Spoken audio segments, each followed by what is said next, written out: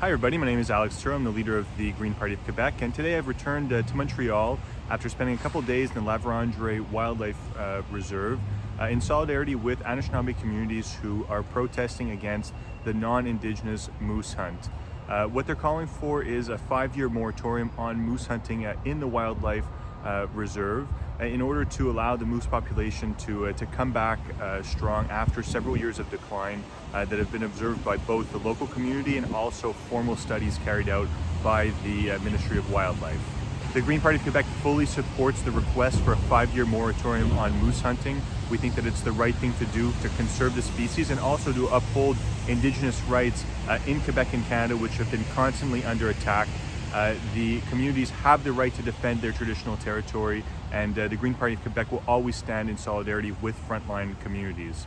I've also written a letter to the Minister of Wildlife, Pierre Dufour, asking him to come back to the negotiating table and to accept the very reasonable demands that have been put forward by the Indigenous communities. While I was there, I had the honor of being able to speak with a number of community leaders, including Charles Ratt, the chief of the Lac Barrière community, as well as Charles Ratt, who's a councillor on the same band council. I also got to speak with Shannon Chief, who's a community member who's actively involved in these protests. You'll see some of these interviews coming up in this video. Canada is a colonial state, and as members of the society, we all have a responsibility to make sure that our governments do not continue in the historic cycle of abuse that we've put forward towards Indigenous communities. It's every single person's responsibility to stand up and say that we will not accept these colonial practices. We will not accept to have Indigenous communities have their way of life trampled by the provincial government offering hunting permits to people who are going to come in for sport hunting. Our people have been seeing less and less moose in our territory. We've been seeing more sick moose.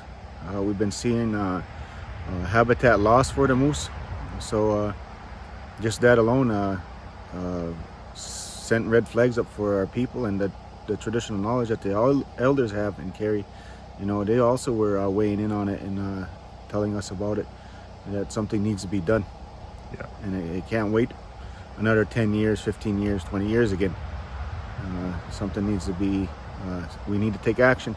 That fall in 2019, we forced MFP to conduct an inventory study to count how many moose are in the Lac Barrière Reserve. We finally got them to sit at the table for that with the rest of the communities involved in Lac Barrière, the surrounding community, as well as 5 of us to be exact, that we're going to participate in this inventory. But prior to the inventory, we made it very clear that regardless of what the inventory is going to tell you, we're telling you there's a decline in moose population and it's getting serious. We don't need no modern science, what they call it, or formulas to tell us how much mooses are in our area. When we live here and we see them, we know where they're gone. We know how many is in each area. So we were participating in that inventory. But we wanted concrete action on behalf of MFP not to issue any permits as they've been doing in January and February for the following season hunt in 2020.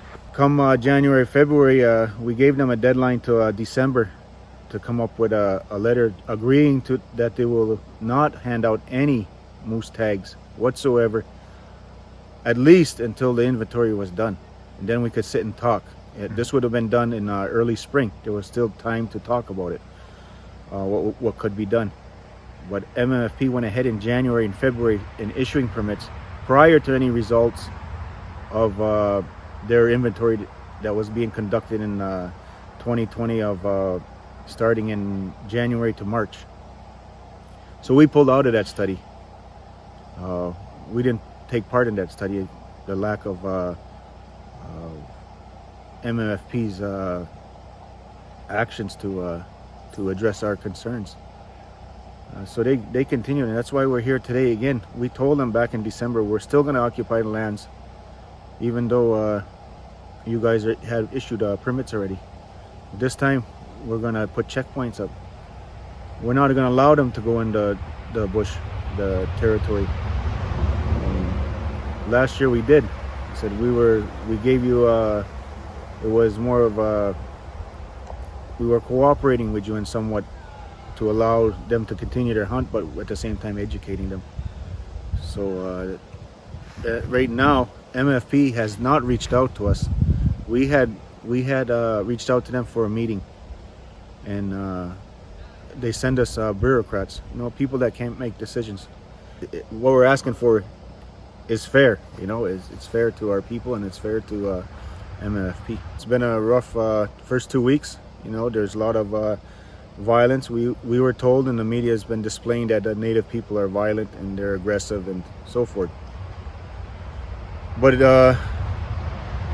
what's been happening, charges and reports have proved otherwise. It's the sports hunters being charged. It's the CPAC that's doing misconduct. On our part, has been very peaceful. We try to approach hunters in the bush that have managed to get in some way through back roads where CPAC has led them into, to hide them in the bush and allow them to hunt. But all the stuff that we're being confronted with now, the threats, the assaults, the harassment by CPAC, the filming of my granddaughter while she's peeing, while he's hiding in the bush, one of the CPAC workers. These are things that they're very serious. But there's much more things that have been happening over the years that are unreported. They're not documented, because people that run into hunters in the bush, there's no police officer around to report it. And by the time we get a hold of a police officer, everybody's gone. Who are they? Nobody to interview. People get harassed by hunters, get guns pointed at them. Young kids being chased back by hunters. When we try to harvest or other wildlife like rabbits at snares, CPAC will go in, the hunters will go in, take all our snares out so we don't go in the territory and check them or be present in the territory while they're hunting. It's been a long time coming. I'd say that this action needed to be done. Obviously, as today what went on, there was some hunters that disapproved of it or disagreed with it, and there was a handful, but the majority of hunters are very cooperative. They do say, we understand, we're with you, but again, are they with us? They could put their guns down for a year. That's be mindful, be thoughtful, serve conservationists. That's all we're asking for, is to have cooperation, since we have been sharing this land for since the settlers first came, and greed and corporations just keep taking over, so a lot of it comes from corporations, organizations like CPAC and MMFP, who also mislead the public by saying, that's every hunter has a right. We have a problem with that. Every hunter has a right because it's embedded in the act. A lot of countries have acts. I'll put it this way: the U.S. have acts. They can't come here and apply their acts on Canada, and nor should Canada be able to do that to us. We're a sovereign nation. We never surrendered our territory. We never ceded our territory. It's something that we hold proudly, and we have no intentions to cede our territory to anybody. It's a territory that belongs to our nation, belongs to our people, our next generations. So that's what we're here for. Also, remember whose territory you're standing on. It's proved to me that Quebec owns this land. Stop imposing yourself on our people. It's not right. It's something that you have to come to a realization that it is still our land, no matter what. My name is Shannon Chief. I was born and raised in Barrière Lake First Nation. My family also has a family territory surrounding the community of Barrière Lake. So families have those old governing system of how we took care of our lands. I'm out here on Camp La Rouge helping out my friend Tina, who is holding it down, holding down the checkpoints here. My role towards this moose moratorium that's happening is just to make sure that our people have enough help, and to make sure that the media are connecting with us. Also to make sure like our people's voices are being heard out there. I find there's a lot of different ways on how the media projects the message that's happening between Indigenous and non-Indigenous, especially in Quebec. Well, right now the idea of the moose moratorium is just to hold it for 5 years, just completely put a pause on it. From my understanding of what our elders were talking about in our personal or during our meeting together, it's been since around the 1960s or so that the CPEC or Quebec has made an agreement with the people to be able to extract from the land. Parc de la Vérendrye used to be just a complete protected park at one time, but now it's called La Vérendrye Phonique, where they can extract from it, which means like clear cutting, wildlife hunting, and fishing.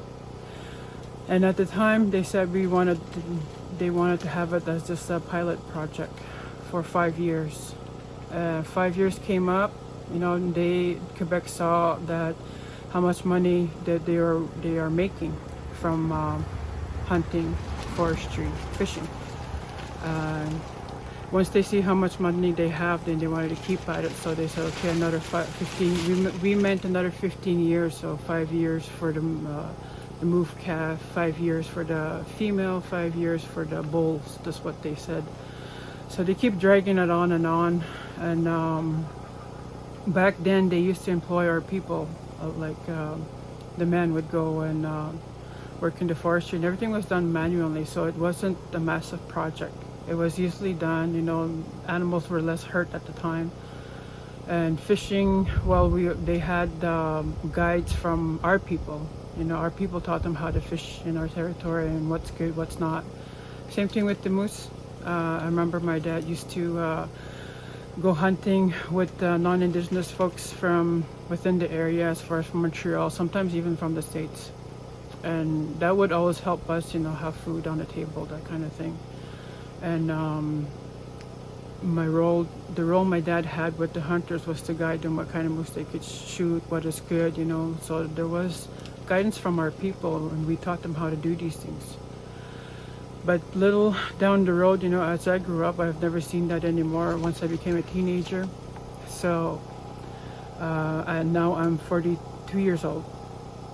And the way it looks like here after 20 to 40 years of extracting, that's a lot of trees being cut down from all those years. If you look at it, it was done manually. Now it's done massively. What I mean by that is they use all these heavy equipment machines where they could take one tree and completely strip it down into just a couple of seconds.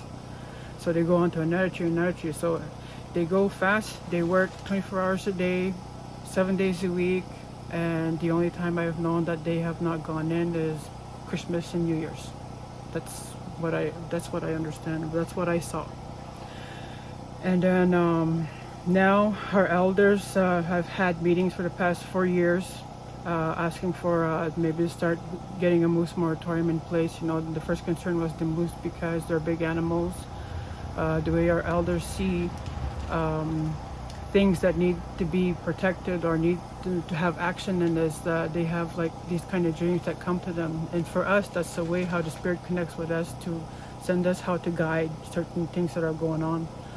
So we had like this one elder that was sharing the other day. She said that her sister was dreaming that she was out on the land camping, and then the moose, she heard gunshot like going on, and then all of a sudden the moose came into her tent, and the moose was asking for help because the moose was saying that we're not going to be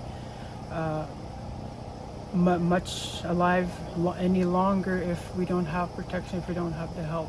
So this is what his message was. So our people take that as a very, very, very strongly, in a way that we have to react to do something.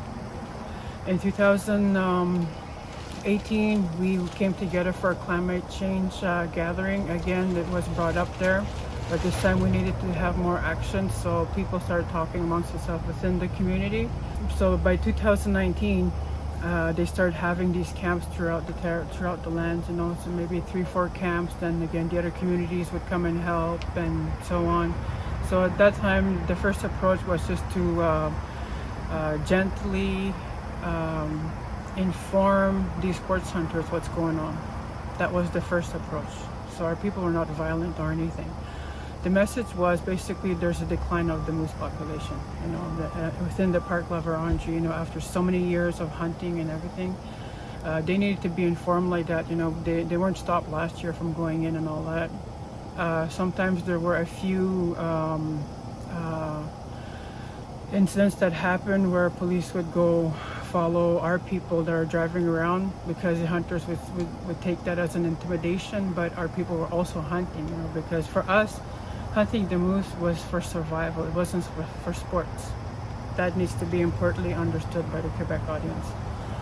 And for our people, we have like creator given rights to hunt, to fish, you know, we have like so many things that go back since time immemorial, where our people were given, you know, their own constitution, their own way how to live with the land, but also be mindful what you're doing with the land, you know. So even on our part, you know, like we do know that some things are going on within our communities where we have some of our men that could be reckless with their hunting. Our people need to get together. We need to do the work. We need to have the sit down. We need to have those conversations openly without anybody feeling defensive about it, where we also have to correct our community members so that we can become responsible, because our inherited rights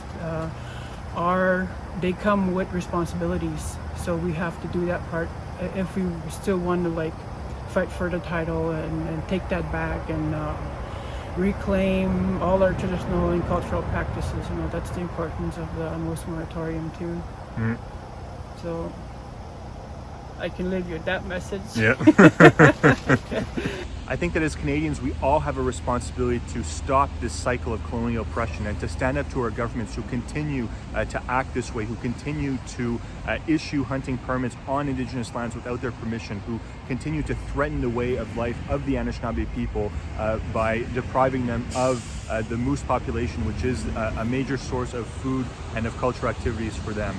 We all have a responsibility to tell the Legault government to go back to the negotiating table, to accept the request of the community, and to impose a 5-year moratorium on moose hunting in the Lac Barrière Wildlife Reserve starting now.